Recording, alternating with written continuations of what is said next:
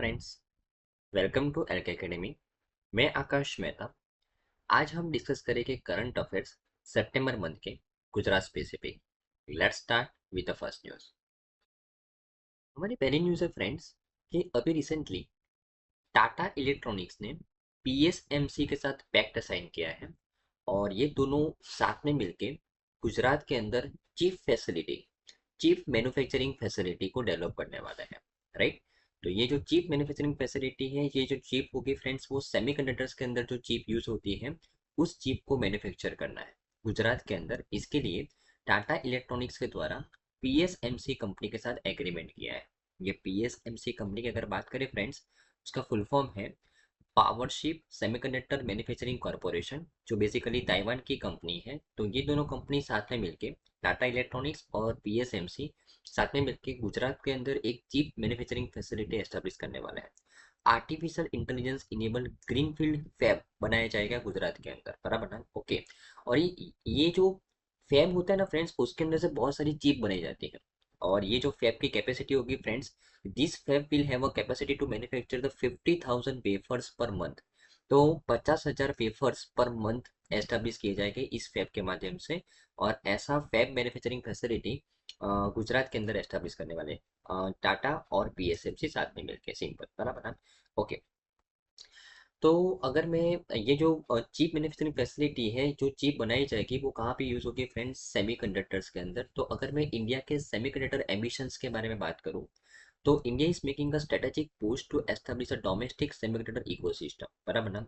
और इंडिया ने semiconductor mission, okay, और इंडिया ने सेमीकंडक्टर सेक्टर के अंदर आत्मनिर्भर बनने के लिए फ्रेंड्स एक मिशन भी लॉन्च किया है। सेमीकंडक्टर मिशन 2021 के अंदर टोटल $10 बिलियन का इन्वेस्टमेंट किया है इस मिशन के पीछे, बराबर। क्योंकि अभी भी हम जो सेमीकंडक्टर है वो मोस्टली इंपोर्ट करवाते हैं। तो सेमीकंडक्टर सेक्टर में आत्मनिर्भर बनने के लिए इंडिया ने $10 बिलियन का एक प्लान लॉन्च किया है। इंडिया सेमीकंडक्टर मिशन लॉन्च किया 2021 के अंदर, बराबर ना? Okay, right. और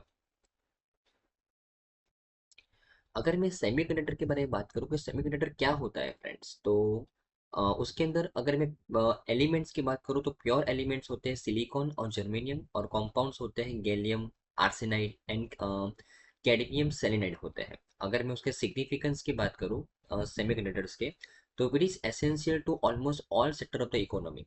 सेमीकंडक्टर्स ऑलमोस्ट हर एक सेक्टर के अंदर काम में आता है, like aerospace, automobiles, communication, clean energy, information technology, इसके लिए बहुत ही इंपॉर्टेंट रोल प्ले करता है। और अगर मैं सेमीकंडक्टर्स की इंडिया के अंदर बात करूँ, तो इंडिया मोस्टली सेमीकंडक्टर्स को इंपोर्ट करता है फ्रॉम चाइना, ताइवान, यूएसए और जापान, बराबर ना? और ये जो इंडिया का सेमीकंडक्टर मार्केट है, जो एक्सपेक्टेड है कि वो $55 बिलियन 2026 तक पहुंच जाए। अभी अगर मैं करंट स्टेटस की बात करूँ, तो इंडिया का सेमीकंडक्टर मार्केट है ना फ्रेंड्स, लगभग $26 बिलियन है। $26 बिलियन का हमारा सेमीकंडक्टर मार्केट है, राइट, 2022 के अंदर अगर हम बात करें। और 2026 तक ये $55 बिलियन होने की संभावना है, बराबर है? ओके। अभी 2021 में हमने $5.36 बिलियन का इम्पोर्ट किया करवाया था सेमीकंडक्टर सेक्टर के अंदर, और हम एक्सपोर्ट भी करवाते हैं $0.52 बिलियन का। तो अभी हमको इसके ऊपर ज़्यादा फोकस करना है, सिंपल, बराबर है? Okay, right. और इंडिया ने बहुत सारी स्कीम्स भी लॉन्च की है सेमीकंडक्टर्स को प्रमोट करने के लिए, उसके प्रोडक्शन को बढ़ाने के लिए। Like production link incentive scheme launch की है, design link incentive scheme launch की है, scheme for the promotion of manufacturing of electronic components and semiconductor specs launch किया है, राइट। तो बहुत सारे स्कीम्स भी हम करवा रहे हैं। उसके अलावा इस बार जैसे मैंने आपको बताया कि टाटा ने पीएसएमसी के साथ पैक्ट साइन किया है कि पीएसएमसी उसको डिजाइन प्रोवाइड करेगा, और ये जो फैब है, जो सेमीकंडक्टर का जो फैब है, चिप का जो फैब है, वो टाटा खुद इंडिया के अंदर, गुजरात के अंदर बनाएगा, सिंपल, बराबर ना? Okay, right. अगर मैं इंडिया सेमीकंडक्टर मिशन के बारे में बात करूं, जो भी हमने डिस्कस किया 2021 के अंदर हमने लॉन्च किया था। और विजन है उसका, build a vibrant semiconductor and display design and innovation ecosystem. Ministry of electronics और इंफॉर्मेशन टेक्नोलॉजी इसको हैंडल कर रही है। टोटल 76,000 करोड़ रुपीज इस सेमीकंडक्टर मिशन के अंदर अलोकेट किया गया है गवर्नमेंट के द्वारा, बराबर ना? ओके। तो इस मिशन के अंडर में सेमीकंडक्टर फैब्स बनाए जाएंगे, डिस्प्ले फैब बनाए जाएंगे, ओके। और उसके अलावा कुछ स्कीम को इम्प्लीमेंट किया जाएगा, और डिजाइन लिंक इंसेंटिव स्कीम भी इसी मिशन का पार्ट है, बराबर ना? तो अभी इंडिया सेमीकंडक्टर मिशन के अंडर में ही यहाँ पे फैब बनाने की बात चल रही है टाटा और पीसीएमसी का, पीएसएमसी के बारे में, बराबर ना। ओके, तो आई थिंक आपको इस चीज में समझ में आया होगा फ्रेंड्स। नेक्स्ट मुझे फ्रेंड्स, अभी रिसेंटली एक आर्टिकल पब्लिश हुआ था द हिंदू के अंदर कि surviving in India salt desert. क्या है ये आर्टिकल, उसके बारे में समझते हैं। तो आप इस फोटो के अंदर देखते होंगे फ्रेंड्स, जिसको हम बेसिकली खच्चर बोलते हैं, जो अगर मैं इंग्लिश में बोलूँ तो इंडियन वाइल्ड एस है ये, बराबर ना। और जिसको लोकली, जो लोकल लोग हैं ना, वो खूर बोलते हैं और हम खच्चर बोलते हैं, बराबर ना। ओके, और ये जो खूर है ना, वो पूरी दुनिया के अंदर मात्र एक ही जगह पे पाए जाते हैं, रन ऑफ कच्छ के अंदर, रन ऑफ कच्छ के अंदर, बराबर ना। ग्रेट रन ऑफ कच्छ और लिटिल रन ऑफ कच्छ, ये दोनों जगह पे ही ये वाइल्ड एस, जिसको हम खूर बोलते हैं, वो पाए जाते हैं। और उनकी जो हालत है वो अभी गंभीर है, ऐसा यहाँ पे ऑथर बोल रहे हैं, बराबर ना। ओके, इस आर्टिकल के अंदर अभी क्यों गंभीर है उसको डिस्कस करने से पहले, वो कहाँ पे रहते हैं, ये वाइल्डनेस कहाँ पे रहते हैं, उनके बारे में हम डिस्कस कर लेते हैं। ओके, चलो। अगर मैं इंडियन वाइल्डनेस के बारे में बात करूँ, टोटल अभी पॉपुलेशन लगभग 5,000 के आसपास बची है, जो दुनिया के अंदर मात्र एक ही जगह पे ये वाइल्डनेस पाई जाती है, मात्र रन ऑफ कच्छ के अंदर, बराबर ना। ओके, और इनका जो पहचान होती है वो एकदम यूनिक होती है कि उनके ऊपर का जो पार्ट होता है वो ब्राउन कलर का होता है, नीचे का पार्ट जो होता है वो व्हाइट कलर का होता है, तो हम इजीली उसको आइडेंटिफाई कर सकते हैं, बराबर ना।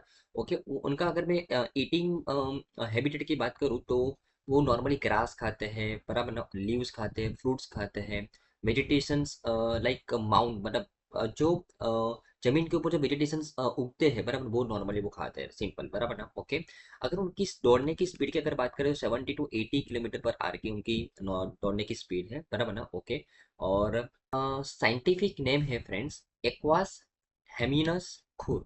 एक्वास हेमिनस खुर उनका साइंटिफिक नेम है, जहाँ पे लोकल पब्लिक, जो रन ऑफ कच्छ के आसपास की जो लोकल पब्लिक है उसको खूर बोलती है, राइट ना।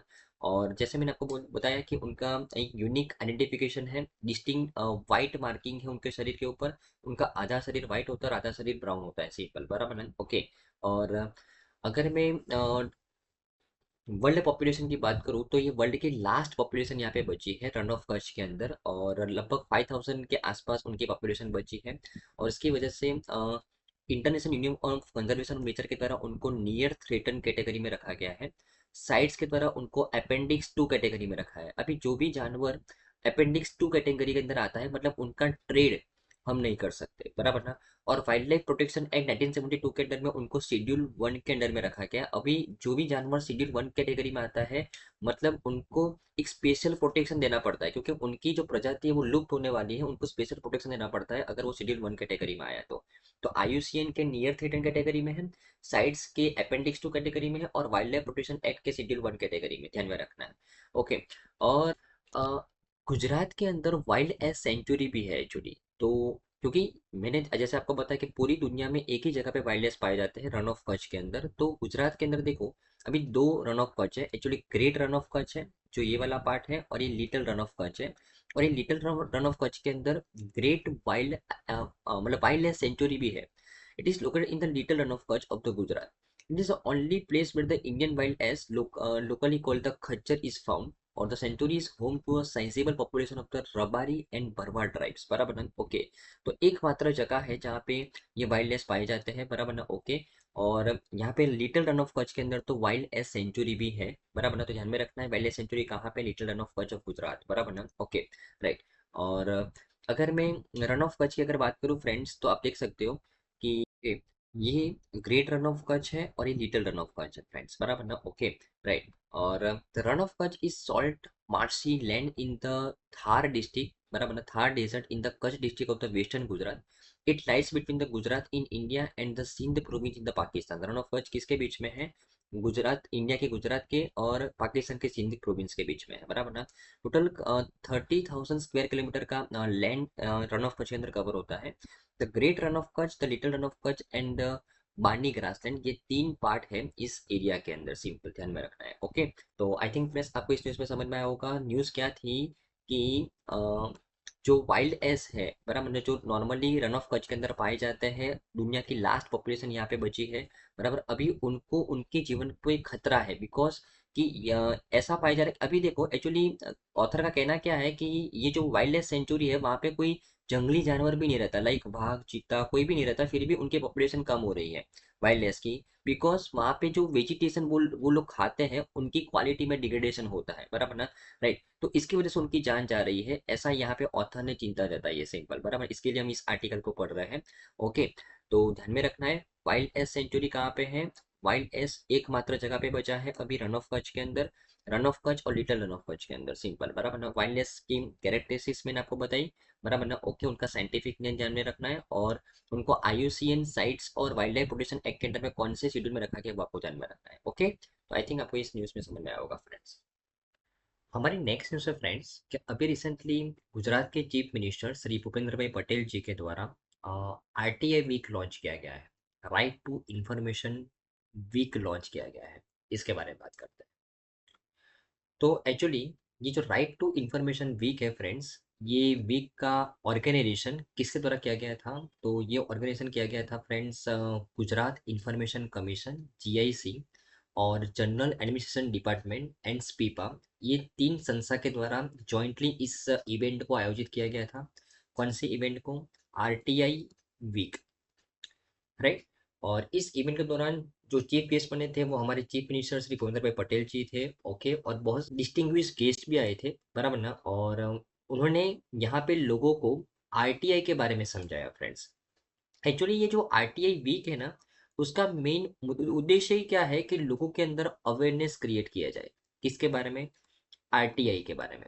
आरटीआई नाम सुना होगा friends, right to information, right to information. तो लोगों के अंदर अवेयरनेस क्रिएट करने के लिए कि भाई हमारे संविधान के अंदर आरटीआई एक्ट भी है, बराबर। और हमारे संविधान के अंदर बोला क्या है कि हर एक व्यक्ति को उसके पास सफिशिएंट इंफॉर्मेशन हो, इसका राइट है, राइट। तो ये आरटीआई के बारे में लोगों के अंदर अवेयरनेस क्रिएट करने के लिए आरटीआई वीक का सेलिब्रेशन किया गया। ये तीन संस्था के द्वारा जॉइंटली, कौन कौन सी तीन संस्था के द्वारा, Gujarat information commission, general administration department और स्पीपा के द्वारा, सिंपल, बराबर ना। ओके, जस्ट सिंपल न्यूज़ है। ओके, अभी राइट टू इन्फॉर्मेशन की बात करूँ तो इस एक्ट के अंडर में अगर कोई व्यक्ति कोई इन्फॉर्मेशन लेना चाहता है गवर्नमेंट के पास से, बराबर है, तो वो इन्फॉर्मेशन ले सकता है, उस व्यक्ति को यहाँ पे इन्फॉर्मेशन मिल जाएगी। और इसके लिए गवर्नमेंट ने बहुत सारे इन्फॉर्मेशन ऑफिसर्स अपॉइंट किए हैं, बराबर ना। ओके, तो जो स्पेसिफिकली एक पर्टिकुलर सिटीजन के को इन्फॉर्मेशन देने का ही काम करेंगे, सिंपल, बराबर ना। तो जस्ट यहाँ पे अवेयरनेस क्रिएट करने के लिए ये आरटीआई वीक का सेलिब्रेशन किया गया है। Okay, right. जैसे मैंने आपको बताया कि आरटीआई एक्ट के अंडर में टोटल 40,000 इंफॉर्मेशन ऑफिसर्स को अपॉइंट किया गया है, जो सर्विस प्रोवाइड कर रहे हैं सिटीजन को एक पर्टिकुलर चीज की इंफॉर्मेशन देने के लिए, बराबर ना। ओके, और उसके अलावा अभी जो इंफॉर्मेशन कमीशन है वो उसने मॉडर्न टेक्नोलॉजी का भी यूज करना शुरू कर दिया है कि 2500 वीडियो कॉन्फ्रेंसिंग के माध्यम से सिटीजन को इन्फॉर्मेशन प्रोवाइड की जा रही है, बराबर ना। तो अभी तो वीडियो कॉन्फ्रेंस के माध्यम से भी आप एक पर्टिकुलर सिटीजन गवर्नमेंट के पास से इन्फॉर्मेशन ले सकता है, बराबर ना। Okay, right. और उसके अलावा 11,000 पब्लिक अथॉरिटीज़ हैं जो फंक्शन कर रही है गुजरात के अंदर to implement RTI act properly, बराबर ना। Okay, right. और जैसे मैंने आपको बताया कि RTI act has made it easier for the ordinary citizens to obtain the information and has enhance the transparency within the government. तो गवर्नमेंट ट्रांसपेरेंसी क्रिएट करने के लिए ये आरटीआई एक्ट लाया है। ओके, और ये सिटीजन का जो राइट है कि भाई हाँ, एक जो आम आदमी है उसको हर एक इन्फॉर्मेशन होनी चाहिए गवर्नमेंट के अंदर क्या चलता है, बराबर ना। ओके, गवर्नमेंट के अंदर कौन से डिपार्टमेंट में क्या चलता है वो सारी इन्फॉर्मेशन होनी चाहिए, उसी पर्पज से ट्रांसपेरेंसी क्रिएट करने के पर्पज से आरटीआई एक्ट को इम्प्लीमेंट किया जा रहा है, बराबर ना। ओके, तो सिंपल चीज़ है कि अभी recently chief minister Shri Bhupendra Patel ji ने द्वारा आरटीआई वीक का इनॉग्रेशन किया गया था। ये आरटीआई वीक का आयोजन किसने द्वारा किया गया था, तो याद रखना है गुजरात इंफॉर्मेशन कमीशन, इसका जनरल एडमिशन डिपार्टमेंट और स्पीपा के द्वारा जॉइंटली किया गया था। ओके, और आरटीआई एक्ट के बारे में अवेयरनेस क्रिएट करने के लिए इस वीक को सेलिब्रेट किया गया था, सिंपल। ओके, चलो। ओके, हमारी नेक्स्ट है friends India first Vande metro which is rename NaMo Bharat rapid rail. इसके बारे में बात करते हैं। तो PM Modi arrived in Ahmedabad on his first visit to the Gujarat, where he will flag off India's first one-day metro service between the Bhuj and Ahmedabad, along with other Vande Bharat trains on the Monday। देखो friends, news क्या है actually, तो अहमदाबाद और भुज के बीच में वंदे metro service launch की गई है। वंदे मेट्रो सर्विस को लॉन्च किया जाने वाला है, किसके बीच में, अहमदाबाद और भुज के बीच में। और ये जो वंदे मेट्रो सर्विस जो लॉन्च किया जाने वाला है और यहाँ पे जो ट्रेन दौड़ेगी ये वंदे मेट्रो सर्विस के अंदर में, इसका नाम रखा गया है नमो भारत रैपिड रेल, ध्यान में रखना है, बराबर ना। ओके। और जो ये जो ट्रेन है अहमदाबाद से भुज के बीच में टोटल मिला के 360 किलोमीटर का डिस्टेंस कवर करेगी 5 घंटे और 45 मिनट्स के अंदर, बराबर ना। और उसके अलावा वो इस ट्रेन की जो मैक्सिमम स्पीड है फ्रेंड्स 110 किलोमीटर पर आवर है, टोटल 1150 पैसेंजर को कैरी कर सकता है, बराबर। ओके। और उसके अलावा अगर मैं कौन कौन सी डेस्टिनेशन पे होते हुए ये ट्रेन जाएगा, तो अहमदाबाद से भुज को कनेक्ट किया जाएगा और उसका स्टॉपेज अगर बात करूँ तो अंजार, गांधीधाम, भचाऊ, सामख्याली, हालवाड़, धांगध्रा, बीरगाम, चांदलोडिया और साबरमती स्टेशंस को कवर करेगा, ध्यान में रखना है। Okay, right. तो सिंपल न्यूज़ थी कि अभी रिसेंटली इंडियाज फर्स्ट वंदे मेट्रो एक्चुअली दो सिटी के बीच में ही इस ट्रेन को दौड़ाया जा रहा है, अहमदाबाद और भुज के बीच में, बराबर ना। और इसको नाम दिया गया है वंदे मेट्रो और इसका नाम रखा गया है नमो Bharat rapid rail.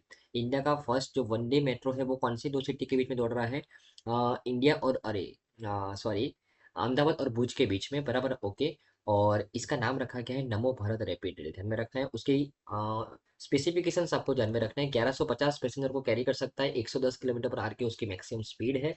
Okay, right. और इसका नाम रखा गया है नमो भारत रैपिड रेल, राइट ना। ये जो नमो भारत रैपिड रेल वो वंदे भारत एक्सप्रेस से डिफर करती है, बराबर ना। ये नमो भारत रैपिड रेल के अंदर वंदे भारत के कंपैरिजन में ज़्यादा फैसिलिटीज है, ज़्यादा कंफर्टनेस है, बराबर, पैसेंजर्स के लिए, ध्यान में रखना है। Okay, right. तो आई थिंक न्यूज़ पे समझ में आया होगा फ्रेंड्स। हमारे नेक्स्ट है फ्रेंड्स कि अभी recently Riya Singha from Gujarat won the title of Miss Universe India 2024। इसके बारे में बात करते हैं। आपने नाम सुना होगा फ्रेंड्स मिस यूनिवर्स के बारे में, राइट। अभी ये जो मिस यूनिवर्स ये जो इवेंट होता है ना फ्रेंड्स, वो वर्ल्ड लेवल पे होता है, जहाँ पे अलग अलग देश के रिप्रेजेंटेटिव्स जाते हैं, बराबर ना, और कॉम्पीट करते हैं एक दूसरे को और खिताब जीतते हैं, राइट। आपको जस्ट पता करना है कि अभी तक मिस यूनिवर्स कौन सी इंडियन पर्सनालिटी जीती है। अभी तक की अगर हम बात करें तो आपको जस्ट होमवर्क करना है, कौन सी इंडियन पर्सनालिटीज ने मिस यूनिवर्स का खिताब जीता है वो आपको जस्ट फाइंड करना है। ओके। अभी एक इवेंट हुआ था मिस यूनिवर्स इंडिया 2024। अभी देखो, मिस यूनिवर्स वर्ल्ड लेवल पे होता है, miss Universe India India level पे होता है। और ये इवेंट में जो जीतेगा वो इंडिया को रिप्रेजेंट करेगा मिस यूनिवर्स जो वर्ल्ड लेवल पे इवेंट होता है उसके अंदर। और इस मिस यूनिवर्स इंडिया 2024 के अंदर कौन जीता फ्रेंड्स, गुजरात की रिया सिंघा जीती, ध्यान में रखना है। तो अभी वो भारत को रिप्रेजेंट करेगी कहाँ पे, मिस यूनिवर्स के अंदर, ध्यान में रखना है। ओके। तो जो सिंपल न्यूज थी कि Riya Singha has been crowned Miss Universe India 2024, बराबर ना। उसने 51 डेलीगेट्स को हरा के ये खिताब जीता है, ध्यान में रखना है। ओके। अगर मैं उसकी एज की बात करूँ 19 साल की ही ये। और रिया सिंघा जो गुजरात से बिलोंग करती है उसने मिस यूनिवर्स इंडिया 2024 का टाइटल जीता है। आपको जो होमवर्क करना है, मिस यूनिवर्स का खिताब कौन कौन सी इंडियन पर्सनालिटी को मिला है, बराबर, वो जो आपको फाइंड करना है। Okay, right. तो सिंपल न्यूज थी फ्रेंड्स, लेकिन इंपॉर्टेंट थे एग्जाम पॉइंट ऑफ व्यू से। हमारी नेक्स्ट है फ्रेंड्स नारी गौरव पॉलिसी 2024 के बारे में बात करते हैं। तो अभी रिसेंटली गुजरात गवर्नमेंट के द्वारा अनाउंस किया गया है कि वो रीफॉर्मुलेट करेगा नारी गौरव नीति 2024। एक्चुअली ये जो नारी गौरव नीति है ना फ्रेंड्स, वो गुजरात के द्वारा 2006 के अंदर इसको लॉन्च किया गया था। नारी गौरव नीति was first formulated and implemented in 2006 when Narendra Modi was a chief minister of the state. और गुजरात अभी, हाँ, इस पॉलिसी का नाम से पता चलता है कि इस पॉलिसी के अंदर किसके ऊपर फोकस किया गया है, नारी के ऊपर। इस पॉलिसी के अंदर जेंडर इक्वालिटी के ऊपर खास करके फोकस किया गया था। और गुजरात उस टाइम पे पहला स्टेट बना था कि जिसने to include the gender issues into the mainstream development agenda. एक पर्टिकुलर राज्य के डेवलपमेंट एजेंडा के अंदर जेंडर इश्यूज को डालने वाला गुजरात उस टाइम पे पहला राज्य बना था। और उसने नारी गौरव नीति लॉन्च की थी 2006 के अंदर, तब उस टाइम हमारे चीफ मिनिस्टर थे नरेंद्र भाई मोदी जी, बराबर ना। ओके। और उसके अलावा यहाँ पे जो हम बात कर रहे हैं, ये जो नारी गौरव नीति जो 2006 के अंदर लॉन्च की गई थी, उसके अंदर कुछ मॉडिफिकेशन करने की बात कर रहे हैं और नारी गौरव पॉलिसी 2024 लॉन्च करने की बात चली है, बराबर ना। Okay. Due to changing socio economic context and evolving laws regulations and social conditions, it became necessary to modify the original framework and related aspect of the policy, बराबर ना। तो यहाँ पे जस्ट सिंपल न्यूज़ है, नारी गौरव policy, यहाँ पे just उसका मॉडिफिकेशन क्या होगा, नारी गौरव पॉलिसी 2024 कौन सा स्टेट गवर्नमेंट लॉन्च करने वाला है? Gujarat state government. गुजरात ने जो उसका ओरिजिनल फ्रेमवर्क है वो कब लॉन्च किया था? 2006 के अंदर लॉन्च किया था। तब चीफ मिनिस्टर थे नरेंद्र मोदी जी। मेन उद्देश्य था जेंडर इक्वालिटी को अचीव करना, और गुजरात पहला स्टेट बना था अपनी डेवलपमेंट एजेंडा के अंदर जेंडर इश्यूज को डालने वाला। सिंपल, बराबर ना? ओके। तो इस ओरिजिनल फ्रेमवर्क के अंदर कुछ मॉडिफिकेशन करने के लिए, बिकॉज गवर्नमेंट का मानना है कि उस समय से अब तक की अगर बात करें तो बहुत सारे सोशियो इकोनॉमिक कॉन्टेक्स्ट चेंज हो चुके हैं, लॉज इवॉल्व हो चुके हैं, रेगुलेशंस और सोशल कंडीशंस चेंज हो चुकी है, तो इस लॉ को भी चेंज होना पड़ेगा। ओके, इस पर्सपेक्टिव से यहाँ पे नारी गौरव पॉलिसी 2024 लॉन्च करने की बात चल रही है। Okay, right. चल, तो ये जो मॉडिफाइड पॉलिसी होगी उसके अंदर इंश्योर किया जाएगा equal rights and opportunities for the women and me on in all state government development activities, eliminates the discriminatory attitudes and practices, ensures their fundamental rights and establish a system based on equality and uniformity। तो ये जो नई policy launch की जाएगी उसके अंदर किसके ऊपर फोकस किया जाएगा कि भाई हर एक जगह पे, हर एक डेवलपमेंटल एक्टिविटीज के अंदर मैन और वुमेन को सेम दर्जा मिले, बराबर। डिस्क्रिमिनेशन को एलिमिनेट करना है, बराबर। ओके, लोगों के एटीट्यूड को चेंज करना है, फंडामेंटल राइट्स को वुमेन के फंडामेंटल राइट्स को इंश्योर करना है। तो ये सब चीज़ों के ऊपर ध्यान में रखा जाएगा ये नए पॉलिसी के अंदर। Okay, right.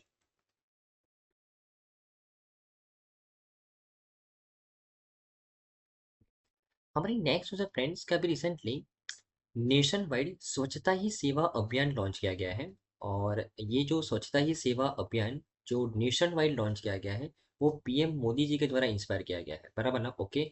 और ये जो स्वच्छता ही सेवा अभियान है वो 17 सितंबर से 2 अक्टूबर तक चलेगा, बराबर ना? ओके। तो अभी रिसेंट न्यूज़ में हम क्यों पढ़ रहे हैं वो भी गुजरात स्पेसिफिक न्यूज़ के अंदर, बिकॉज ये नेशन वाइड जो अभियान चल रहा है स्वच्छता ही सेवा अभियान, बराबर ना, इसको सपोर्ट करने के लिए हमारे जो चीफ मिनिस्टर जी है भूपेंद्र भाई पटेल जी, गांधीनगर में एक लोकेशन पे उन्होंने इस अभियान के अंदर पार्टिसिपेट किया था, बराबर ना? और इस अभियान के अंदर पार्टिसिपेट तो किया ही था, उसके अलावा जो बेस्ट परफॉर्मिंग सैनिटेशन वर्कर है उनको यहाँ पे 10,000 का चेक भी दिया गया फ्रेंड्स, 10,000 रुपीज का चेक भी दिया गया। उसके अलावा न्यूट्रिशन फूड रेशन की किट भी दी गई उनको। जो 5 आउटस्टैंडिंग सैनिटेशन वर्कर थे उनको 10,000 का, देखो फ्रेंड्स, 10,000 का यहाँ पे चेक भी दिया गया और इनको न्यूट्रिशन किट भी दी गई। सिंपल, बराबर ना? ध्यान में रखना है। तो स्वच्छता ही सेवा अभियान वैसे पीएम मोदी जी के इंस्पिरेशन से ये लॉन्च किया गया है। 17 सितंबर से 2 अक्टूबर की इसको सेलिब्रेट किया गया, लेकिन इस इवेंट के दौरान गुजरात के द्वारा जो 5 आउटस्टैंडिंग सैनिटेशन वर्कर हैं उनको 10,000 रुपीज का चेक दिया गया। उसके अलावा न्यूट्रिशन फूड रेशन किट दी गई। सिंपल, बराबर ना? Okay, right. हमारी नेक्स्ट है फ्रेंड्स कि अभी recently union home minister Shri Amit Shah ji ने इनोग्रेट किया countries first tele rehabilitation centre. कहाँ पे? तो 16 सिविल हॉस्पिटल अहमदाबाद के अंदर, बराबर ना? तो 16 सिविल हॉस्पिटल जो अहमदाबाद में आई है वहाँ पे कंट्री का पहला टेली रिहेबिलिटेशन सेंटर को अभी डेवलप किया गया है, उसका इनोग्रेशन किया गया हमारे union home minister Shri Amit भाई पटेल जी के द्वारा, अमित भाई शाह जी के द्वारा। सिंपल, बराबर ना? ओके, इसके बारे में बात करें तो union home minister and cooperation minister Shri Amit Shah today inaugurate the country's first tele rehabilitation center at the Sola Civil Hospital in Ahmedabad, Gujarat. It is the first state in the entire country to start such a center in a government institution. तो गुजरात पहला ऐसा state बना पूरे देश के अंदर कि ऐसा टेली रिहेबिलिटेशन सेंटर एक गवर्नमेंट इंस्टीट्यूशन के अंदर जिसने एस्टेब्लिश किया फ्रेंड्स, बराबर ना? ओके। अभी एक्चुअली टेली रिहेबिलिटेशन सेंटर क्या होता है फ्रेंड्स? तो एक्चुअली देखो, रिहैबिलिटेशन सेंटर तो यहाँ पे जो लोग एक्चुअली स्ट्रेस में हैं उनको स्ट्रेस में से बाहर लाने के लिए यहाँ पे उनको काउंसिल किया जाता है। सिंपल, बराबर ना?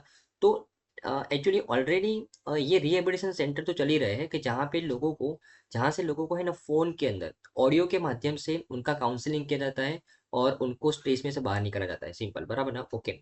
और यहाँ पे ये टेली रिहैबिलिटेशन सेंटर के अंदर ऑडियो के अलावा वीडियो कॉन्फ्रेंस करने की भी सुविधा दी गई है। साउंड प्रूफ रूम बनाए गए हैं जहाँ पे एक पर्टिकुलर व्यक्ति का फॉर एग्जांपल काउंसलिंग किया जाएगा वीडियो कॉन्फ्रेंस के माध्यम से, बराबर ना? Okay, right. तो इसके लिए इस कॉलेज को 25 लैक्स, ये जो जगह पे ये 16 सिविल हॉस्पिटल के अंदर ये जो बन रहा है जहाँ पे इसका इनोग्रेशन किया उसके उसको 25 लाख रुपए दिया गया था स्टेट गवर्नमेंट के द्वारा। सिंपल, बराबर ना? Okay, right. और अ, मतलब पहले की बात करूँ कि this service was available only through the audio medium, now that this tele rehabilitation centre is operational, the entire therapy will be conducted through the video calling, बराबर ना। तो यहाँ पे जो रिहेबिलिटेशन किया जाएगा वो वीडियो कॉलिंग के माध्यम से किया जाएगा, और उसके लिए बहुत सारे इस हॉस्पिटल के अंदर बहुत सारे साउंड प्रूफ रूम बनाए गए हैं, ध्यान में रखना है, बराबर ना। Okay, right. और okay, with the construction of this soundproof room, patients with the hearing, speech, vertigo, and swallowing problems after stroke will be able to receive the therapeutic treatment along with their examination, बराबर ना। तो यहाँ पे ये sound proof room ऐसे है कि कोई भी टाइप का जो पेशेंट होगा, जिसको कोई भी जात का अगर कोई प्रॉब्लम होगा, तो फिर भी उसको यहाँ पे डिस्टर्बेंस नहीं होगा, सिंपल, बराबर ना। ओके, तो ऐसी अध्ययन टेक्नोलॉजी का यूज करके ये टेली रिहेबिलिटेशन सेंटर बनाया गया है, जो इंडिया का पहला है, जहाँ पे वीडियो कॉन्फ्रेंसिंग के माध्यम से रिहेबिलिटेशन किया जाएगा, बराबर ना। ओके, कहाँ पे बनाया गया है? 16 सिविल हॉस्पिटल अहमदाबाद के अंदर, ध्यान में रखना है। और इसका इनॉग्रेशन किया हमारे होम मिनिस्टर और कोऑपरेशन मिनिस्टर अमित शाह जी के द्वारा। ओके, तो आई थिंक आपको इस न्यूज़ में समझ में आया होगा फ्रेंड्स। आई थिंक फ्रेंड्स आज की तमाम न्यूज़ में आपको अच्छे से समझ में आया होगा। Thank you friends, bye.